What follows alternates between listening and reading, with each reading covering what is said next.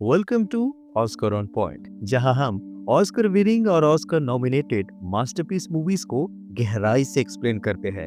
आज की मूवी में आप देखेंगे एक वॉर हीरो जो अपनी फैमिली के बिजनेस से कोसों दूर रहना चाहता है, लेकिन जब फैमिली पे खतरा आता है तो पावर, रिवेंज और लॉयल्टी के उस खतरनाक खेल में फंस जाता है जहां जीतने के लिए उसे अपनी सोल तक खोनी पड़ती है। क्योंकि दोस्तों, पावर करप्ट करता है और एब्सोल्युटली पावर एब्सोल्युटली करप्ट। तो देर नहीं करते हैं दोस्तों, और इस मास्टरपीस मूवी को गहराई से जानते हैं।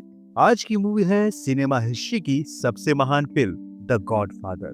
कहानी की शुरुआत होती है 1945 के न्यूयॉर्क से, जहां डॉन वीटो कॉर्लियोनी की बेटी कॉनी की शादी चल रही होती है। बाहर सब खुशी मना रहे होते हैं, संगीत बजा रहे होते हैं, नाच गा रहे होते हैं, ढेर सारा खाना पीना हो रहा होता है, क्योंकि दोस्तों ये इटालियन फैमिली की ग्रेट वेडिंग होती है। लेकिन अंदर डॉन विटो अपने डार्क ऑफिस में बैठे हुए होते हैं।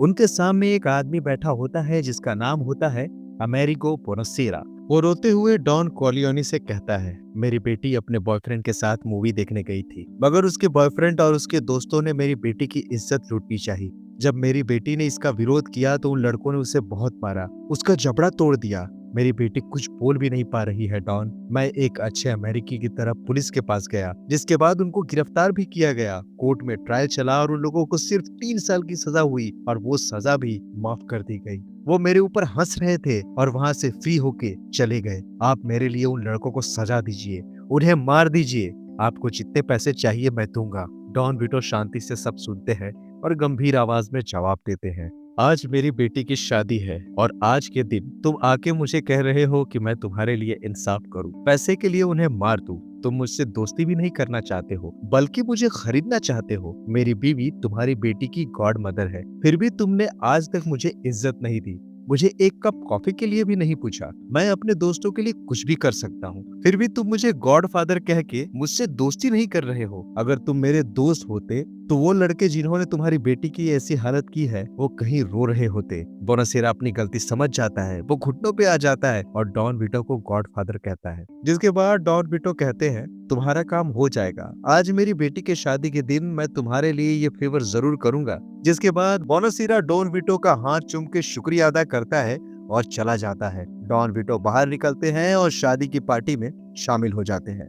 अब फिल्म हमें थोड़ा डॉन विटो कॉर्लियोनी के बारे में बताती है कि वो किस तरह के इंसान है। डॉन विटो कोई आम माफिया बॉस नहीं है, वो बहुत ही शांत, समझदार और सम्मानित आदमी है। लोग उन्हें प्यार से गॉडफादर कहते हैं, क्योंकि वो इटालियन कम्युनिटी के लिए एक तरह के जज की तरह काम करते हैं। जो पुलिस या कोर्ट से इंसाफ नहीं पा सकता, वो डॉन विटो के पास आता है। वो मानते हैं कि दोस्ती और लॉयल्टी सबसे बड़ी चीज है। वो हिंसा तभी यूज करते हैं जब जरूरी हो, वरना बातचीत और समझदारी से काम को सुलझाते हैं। डॉन विटो अपनी फैमिली से बहुत प्यार करते हैं। वो हमेशा कहते हैं कि एक आदमी जो अपनी फैमिली को टाइम नहीं देता वो असली आदमी ही नहीं है। डॉन विटो के 3 बेटे हैं और एक बेटी है। सबसे बड़ा बेटा है सोनी, जो थोड़ा गुस्सैल है और हाई टेम्पर्ड वाला है। बीच वाला बेटा है फ्रेडो, जो थोड़ा कमजोर है और शांत दिमाग का है। और सबसे छोटा बेटा है माइकल, जो अभी अभी वर्ल्ड वॉर 2 से आया है, एक फौजी है और फैमिली के बिजनेस से दूर रहना चाहता है। और उनकी बेटी है कॉनी,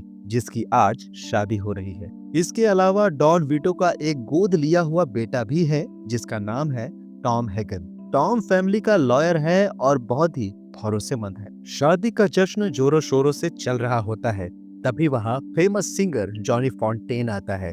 जॉनी हॉलीवुड का बहुत बड़ा स्टार है, सब लड़कियां उसकी दीवानी है और लोग उसे बहुत प्यार करते हैं। जॉनी भी डॉन विटो का गॉड सन है, मतलब डॉन विटो ने ही उसका बैप्टिज्म करवाया था। दोस्तों, बैप्टिज्म का मतलब ईसाई धर्म में बच्चे का नामकरण और धर्म में प्रवेश का संस्कार होता है, जिसमें गॉडफादर की भूमिका बहुत खास होती है। जॉनी फॉन्टेन बाहर पार्टी में गाना गाता है, सब उसके लिए तालियां बजाते हैं, लेकिन अंदर से वो बहुत परेशान होता है। वो डॉन विटो से मिलता है और रोते रोते अपनी प्रॉब्लम बताता है। गॉडफादर, आप मुझे अपने बेटे की तरह प्यार करते हैं, मगर अब मेरा करियर खत्म हो रहा है। हॉलीवुड का एक बहुत बड़ा डायरेक्टर है जैक वोल्टर्स, वो एक बहुत बड़ी फिल्म बना रहा है जिसमें मुझे रोल चाहिए, इससे मैं दोबारा टॉप पे आ जाऊंगा। मैंने उससे बात की है, मगर वो मेरी बात सुनता ही नहीं है। डॉन विटो शांतिपूर्वक सुनते हैं और कहते हैं, तुम मेरे गॉड सन हो, तुम्हें दुखी देखकर मुझे तकलीफ होती है, तुम जाओ, आराम करो, वो रोल तुम्हारा होगा। मैं जैक वोल्टर्स से बात करूंगा, मैं उसे एक ऐसा ऑफर दूंगा जो वो कभी भी मना नहीं कर पाएगा। जॉनी खुशी खुशी चला जाता है। यह सीन हमें दिखाता है कि डॉन विटो कितने पावरफुल है। हॉलीवुड के बड़े बड़े लोग भी उनसे डरते हैं और उनकी मदद लेते हैं। अब पार्टी में हम माइकल कॉर्लियोनी को देखते हैं। माइकल यूनिफॉर्म में होता है। वो अभी अभी वॉर से लौटा है और मरीन कॉर्प्स का हीरो है। उसकी गर्लफ्रेंड होती है के, जिसके साथ वो बाहर बैठा हुआ होता है और अपनी फैमिली के बारे में बता रहा होता है। के पूछती है कि तुम्हारे पापा क्या करते हैं। माइकल जवाब देता है, मेरे पापा लोगों की मदद करते हैं। वो बिजनेसमैन है, लेकिन वो जो कुछ भी करते हैं मैं उस बिजनेस में नहीं हूँ। ये सीन बहुत ही इंपॉर्टेंट है दोस्तों, क्योंकि ये माइकल के शुरुआती कैरेक्टर को दिखाता है। वो पढ़ा लिखा है, सभ्य है, कानून का पालन करने वाला इंसान है, जो फैमिली के क्राइम बिजनेस से दूर रहना चाहता है। वो अपने पापा को बहुत प्यार करता है, लेकिन उनके काम को अप्रूव नहीं करता। आगे पार्टी में हम लूका ब्रासी को देखते हैं। लूका ब्रासी कॉर्लियोनी फैमिली का सबसे लॉयल और खतरनाक एनफोर्सर है। एनफोर्सर का मतलब दोस्तों फैमिली का खूंखार हिटमैन और बॉडीगार्ड होता है, जो सबसे गंदे और हिंसक काम करता है। वो डॉन विटो का पर्सनल बॉडीगार्ड और हिटमैन होता है। पार्टी में हम और भी कई छोटे छोटे सीन्स को देखते हैं जो कि कॉर्लियोनी फैमिली की पावर को दिखाते हैं। लोग लाइन लगा के डॉन विटो से फेवर मांगते हैं। कोई लोन लेना चाहता है, किसी को इमिग्रेशन पेपर चाहिए, तो किसी को इंसाफ चाहिए। डॉन विटो हर किसी को ध्यान से सुनते हैं और वादा करते हैं कि शादी के दिन कोई रिक्वेस्ट रिजेक्ट नहीं होगी। हम देखते हैं कि एफबीआई के एजेंट बाहर गाड़ियों के नंबर नोट कर रहे होते हैं, क्योंकि सारे पावरफुल लोग सब एक ही जगह पे आए होते हैं।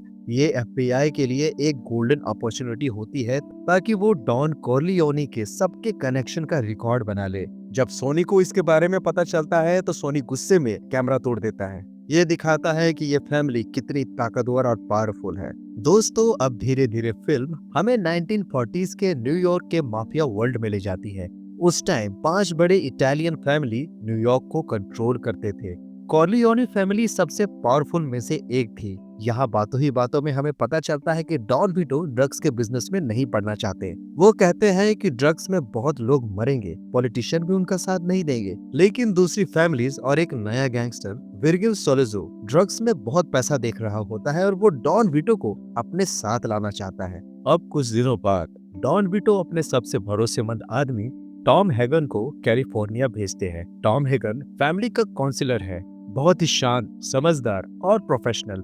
उसका काम है जैक वोल्टस से बात करके जॉनी को रोल दिलवाना। टॉम हॉलीवुड जाता है और जैक वोल्टस के साथ डिनर करता है। जैक वोल्टस एक बहुत ही अमीर और घमंडी स्टूडियो बॉस है। उसके पास एक बहुत ही महंगा रेस हॉर्स होता है जिसका नाम होता है खारतूम, जिसकी कीमत वो $6 लाख बताता है। वो उसके घोड़े से बहुत प्यार करता है और उसे अपना बच्चा मानता है। डिनर में टॉम बहुत ही शालीनता से बात करता है। वो कहता है, मिस्टर वोल्टस, जॉनी फॉन्टेन को उस फिल्म में रोल दे दीजिए। डॉन कॉर्लियोनी की तरफ से ये एक रिक्वेस्ट है। वो बहुत ही खुश होंगे। जैक वोल्टस पहले तो हंसता है और फिर गुस्सा हो जाता है।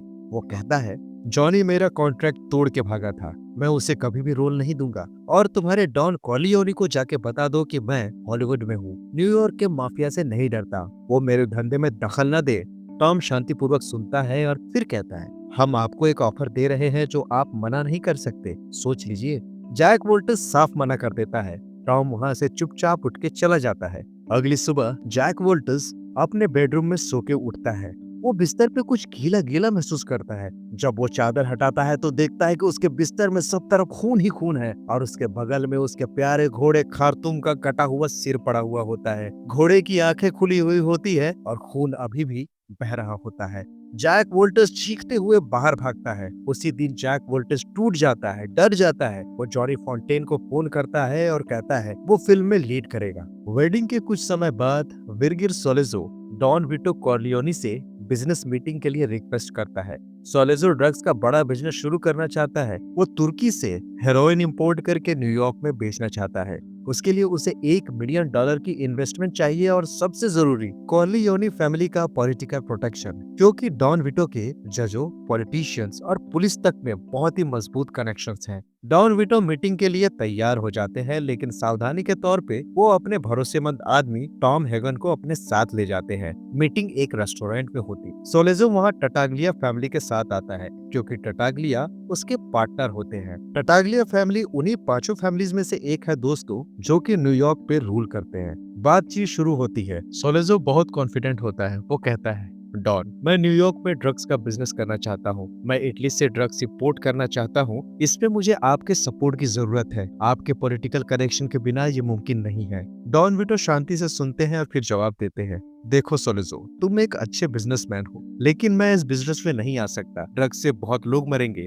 मेरे पॉलिटिकल फ्रेंड्स जो आज मेरे साथ हैं, वो ड्रग्स के लिए कभी भी साथ नहीं देंगे। वो गैम्बलिंग को तो इग्नोर कर देते हैं, लेकिन ड्रग्स को नहीं करेंगे। और फिर ये मेरी फैमिली का भी मामला है। मैं नहीं चाहता कि मेरे बेटे इस तरह के बिजनेस में पड़े। सोलेजो वापस कोशिश करता है और कहता है, डॉन, टाइम बदल गया है, ड्रग्स में बहुत पैसा है। लेकिन डॉन विटो साफ मना कर देते हैं। वो कहते हैं कि डील नहीं हो पाने की वजह से कॉलियोनी फैमिली और सोलेजो के बीच कोई दुश्मनी नहीं होनी चाहिए, बस ये बिजनेस पार्टनरशिप नहीं हो सकती। सोलेजो थोड़ा निराश होता है, लेकिन सतह पे तो मुस्कुरा के चला जाता है। लेकिन असल में वो अब बहुत गुस्सा है। उसे पता है कि डॉन विटो के बिना उसका ड्रग्स का बिजनेस सुरक्षित नहीं रहेगा। सोलेजो को लगता है कि अगर डॉन विटो नहीं मान रहे तो उन्हें हटा के किसी और से डील की जानी चाहिए, जैसे डॉन कॉर्लियोनी के बेटे सोनी कॉर्लियोनी के साथ, जो शायद हाँ कर दे। लेकिन डॉन विटो कॉर्लियोनी को शक हो जाता है कि सोलेजो उनकी मीटिंग के बाद कुछ गड़बड़ प्लान कर रहा है। वो जानना चाहते हैं कि सोलेजो का असली इरादा क्या है। इसीलिए वो अपने भरोसेमंद और खतरनाक आदमी लूका ब्रासी को सोलेजो के पास भेजते हैं। लूका को इंस्ट्रक्शन मिलता है कि वो सोलेजो से मिले और ये दिखाए कि वो कॉर्लियोनी फैमिली से नाखुश है, जैसे वो साइड बदलना चाहता हो। असल में दोस्तों ये एक जासूसी का प्लान है, ताकि सोलेजो के प्लान के बारे में पता चल सके। लूका ब्रासी एक बार में सोलेजो और ब्रूनो टटाग्लिया यानी कि टटाग्लिया फैमिली के बेटे से मिलता है। वो कहता है कि मैं डॉन कॉर्लियोनी से थक गया हूँ, वो पुराने हो गए हैं, मैं तुम्हारे साथ काम करना चाहता हूँ। सोलेजो और ब्रूनो मुस्कुराते हैं, लेकिन असल में वो लूका पे भरोसा नहीं करते। वो जानते हैं कि लूका बहुत लॉयल है। मीटिंग के दौरान ही सोलेजो का आदमी लूका पे अटैक कर देता है। लूका डिफेंड करता है, लेकिन वो उसे गला घोटकर मार देते हैं। लूका ब्रासी, जो कॉर्लियोनी का सबसे मजबूत एनफोर्सर था, अब मर चुका होता है। उसी रात क्रिसमस के आसपास टॉम हैगन शॉपिंग से घर लौट रहा होता है।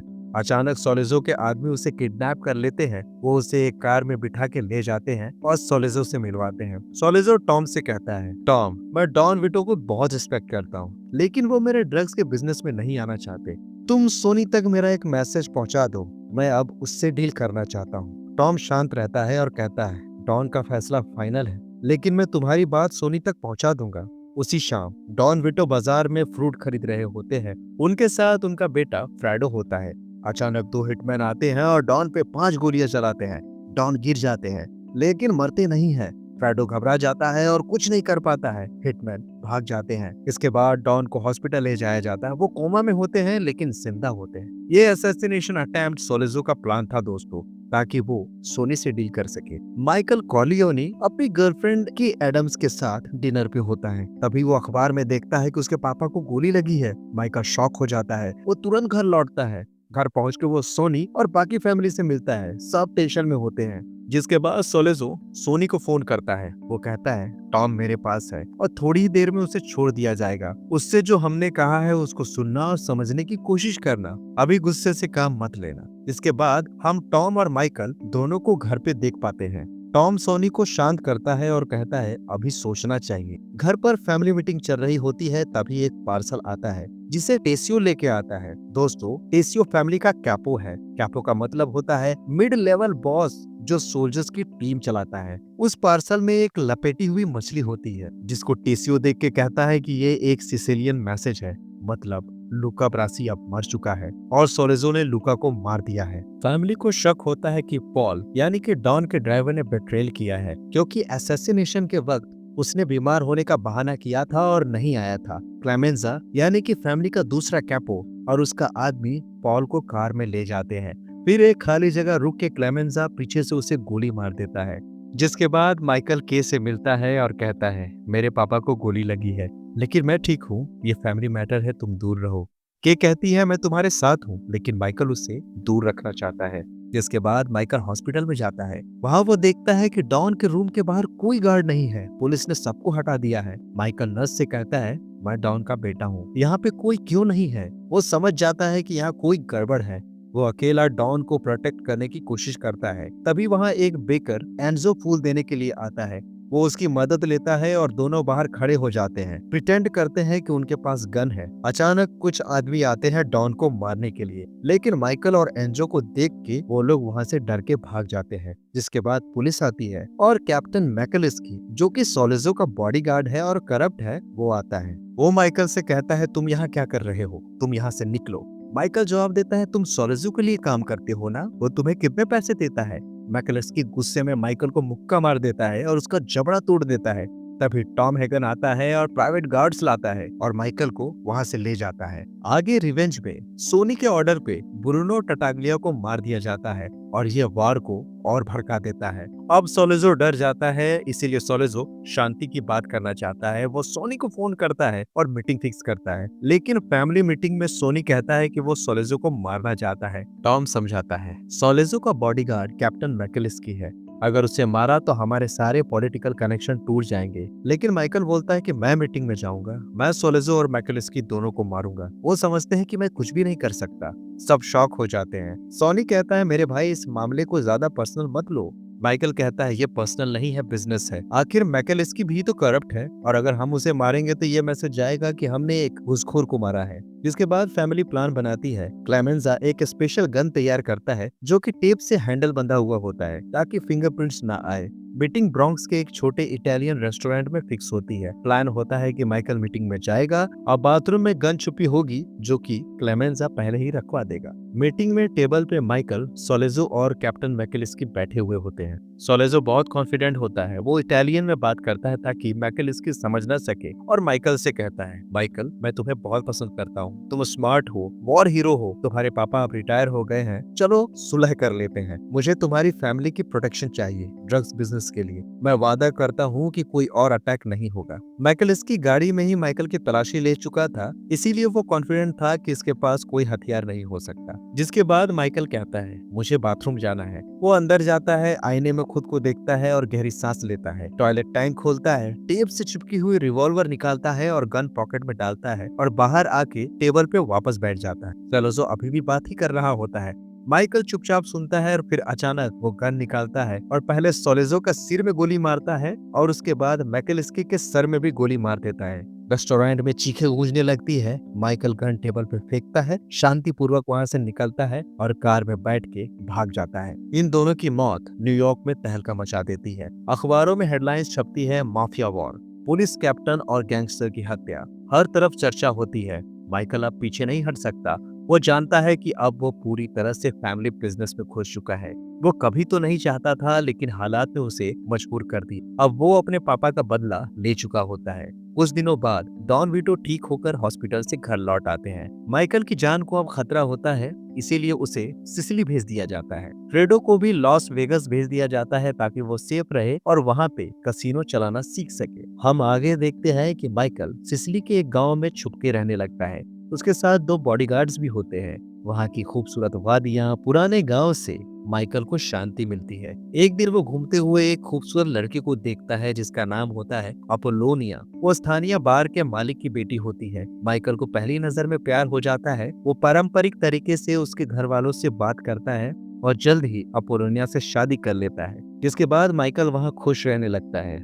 वही न्यूयॉर्क में डॉन वीटो की बेटी को दिखाया जाता है। उसकी शादी कार्लो से हुई थी। कार्लो एक घटिया आदमी होता है। वो कॉनी को बहुत मारता पीटता है। एक दिन सोनी अपनी बहन से मिलने जाता है, जहां वो अपनी बहन की बुरी हालत देख के सब कुछ समझ जाता है। वो कार्लो को पकड़ के बहुत मारता पीटता है, उसे धमकी भी देता है, जिसके बाद वो वहां से चला जाता है। लेकिन हम आगे देखते हैं कि कार्लो अभी भी नहीं सुधरा है। वो कॉनी को और मारता पीटता है, जिसके बाद कॉनी फोन करके सोनी को बुलाती है। सोनी को गुस्सा आ जाता है और वो अकेला ही गाड़ी लेके कार्लो के घर जाता है। लेकिन इस बार रास्ते में टोल बूथ पे सोनी के ऊपर अटैक होता है। बार्जिनी फैमिली के हिटमैन सोनी की कार पे मशीन गन से गोलियां बरसाते हैं। सोनी को ढेर सारी गोलियां लगती है और सोनी की मौत हो जाती है। इधर सिसिली में माइकल को पता चलता है कि उसके भाई सोनी की मौत हो गई है। उसे बेरहमी से मार दिया गया है। माइकल को बहुत दुख होता है।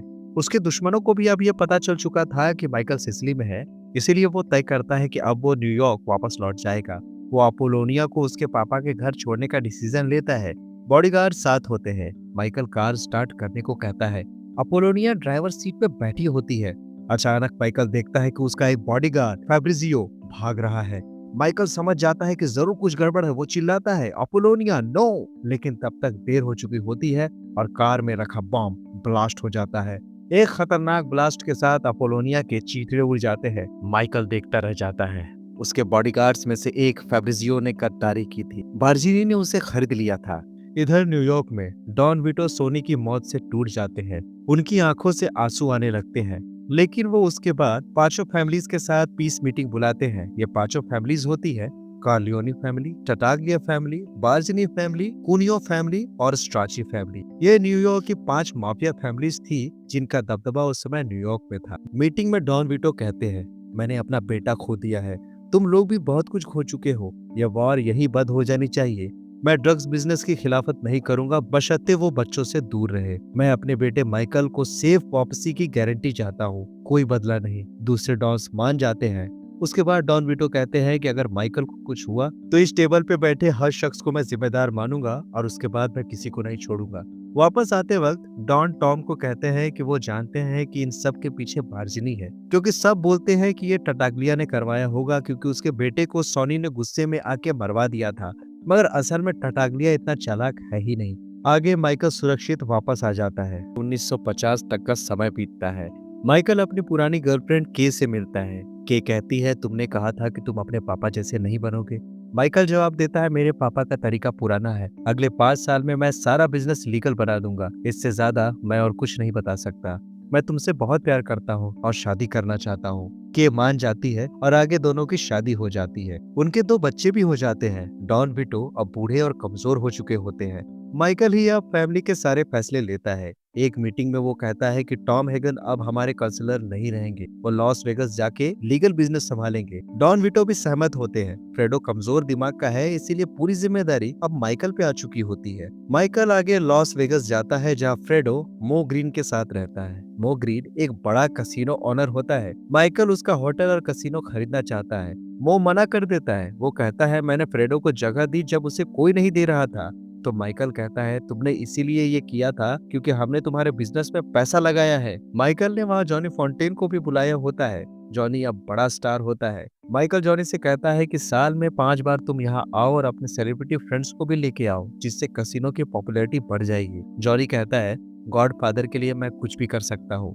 लेकिन हम देखते हैं कि मो ग्रीन होटल बेचने से फिर भी मना कर देता है और वो इस बात से बहुत गुस्सा भी होता है। आगे हम देखते हैं कि डॉन विटो माइकल को बुलाते हैं और उसकी जिंदगी की सबसे बड़ी सलाह देते हैं। वो कहते हैं, बार्जिनी हमेशा से ताकतवर रहा है। मेरे बाद जो भी तुम्हारी बार्जिनी से मीटिंग फिक्स करवाएगा, तुम समझ जाना कि वो गद्दार है, क्योंकि वो तुम्हारी सुरक्षा की पूरी जिम्मेदारी लेगा और इसीलिए तुम्हें उस पर शक भी नहीं होगा और कुछ इस तरह बार्जिनी तुम्हें मारने का प्लान करेगा। आगे 1955 में एक दिन डॉन विटो अपने ग्रैंड चाइल्ड के साथ टमाटर के बगीचे में खेल रहे होते हैं। उन्हें अचानक हार्ट अटैक आता है और उनकी डेथ हो जाती है। माइकल को बहुत दुख होता है। जब डॉन विटो का डेथ सेरेमनी चल रहा होता है, तभी वहां पे टेसियो आता है और माइकल से वो कहता है कि बार्जिनी तुमसे डील करना चाहता है। टेसियो कहता है कि वो मीटिंग फिक्स करवाएगा और सिक्योरिटी की पूरी जिम्मेदारी लेगा। यहाँ पे माइकल सब कुछ समझ चुका होता है, जैसा उसके पिता ने कहा था। डॉन विटो के मरने के बाद कॉनी के बच्चे का बैप्टिज्म होता है। माइकल उसका गॉड फादर बनता है। चर्च में बैप्टिज्म चल रहा होता है और उसी समय माइकल के हिटमैन पूरे शहर में अटैक करते हैं। बार्जनी को उसकी सीढ़ियों पे गोली मार दिया जाता है। मो ग्रीन को लॉस वेगास के एक मसाज सेंटर में मार दिया जाता है। टेसियो, जो कि गद्दार निकला था, उसे भी मार दिया जाता है। कुनियो, स्ट्रॉची, सबके हेड्स मारे जाते हैं। आगे माइकल कार्लो यानी कि कॉनी के पति से पूछताछ करता है। माइकल कहता है, सोनी के मर्डर के लिए तुम ही जिम्मेदार हो। मैंने कॉर्लियोनी फैमिली के सारे दुश्मनों को मार डाला है। बस मुझे बताओ कि वो कौन था जिसने तुम्हें बहकाया था। कार्लो पहले मना करता है क्योंकि वो बहुत डरा हुआ होता है। फिर माइकल कहता है, तुम चिंता मत करो, मैं बेवकूफ नहीं हूँ। मैं अपनी बहन को कभी भी विधवा नहीं करूंगा।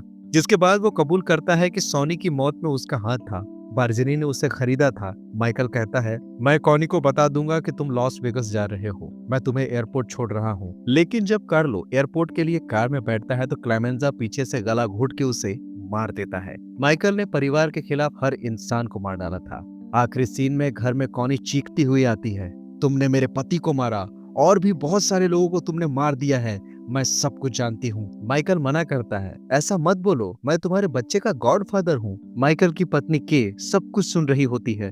माइकल, जो तुम्हारी बहन कह रही है, क्या ये सब कुछ सच है? माइकल कहता है, नहीं, ऐसा कुछ भी सच नहीं है। इससे उसकी पत्नी को थोड़ा सेटिस्फैक्शन मिलता है और वो बाहर चली जाती है। अब सारे कैपोज आते हैं और क्लेमेंजा उनका सबसे भरोसेमंद बन जाता है। वो माइकल के हाथ को चूमता है और कहता है, डॉन कॉर्लियोनी, और इसी के साथ दरवाजा बंद हो जाता है। यानी कि अब माइकल नया गॉडफादर बन चुका है। पूरी पावर अब उसके हाथ में है। अब वो इनोसेंट लड़का नहीं रहा जो फैमिली बिजनेस से दूर रहना चाहता था। अब वो खुद गॉडफादर बन चुका है। और इसी के साथ ये फिल्म यहीं पे खत्म हो जाती है। दोस्तों, द गॉडफादर एक ट्रैजिक स्टोरी है जो दिखाती है कि पावर और लॉयल्टी की तलाश में इंसान अपनी सोल और अपनी फैमिली दोनों को खो देता है। माइकल एक वर्ल्ड वॉर हीरो और मरीन था। वो खुद को इस क्रिमिनल बिजनेस से हमेशा दूर रखना चाहता था, लेकिन जब उसके पिता वीटो पे अटैक हुआ तो माइकल को लगा कि अब फैमिली खतरे में है, और उसी समय से वो बन गया जिसे वो कभी भी नहीं बनना चाहता। उसकी कहानी हमें बताती है कि पावर कितनी विनाशकारी होती है। एक अच्छा इंसान भी कितनी आसानी से मॉन्स्टर बन जाता है। लेकिन दोस्तों, इंसान कितना भी पावरफुल हो जाए, अंत में वो अंदर से अकेला और पूरी तरह खोखला हो जाता है। तो दोस्तों, मुझे उम्मीद है कि आपको ये ऑस्कर विनिंग मूवी जरूर पसंद आई होगी, और अगर आई है तो वीडियो को लाइक कीजिए, शेयर कीजिए और चैनल को सब्सक्राइब जरूर कीजिए। हम मिलेंगे किसी और दूसरे बेहतरीन ऑस्कर विनिंग मास्टरपीस के साथ। तब तक के लिए thank you very much for watching. Keep watching Oscar on point.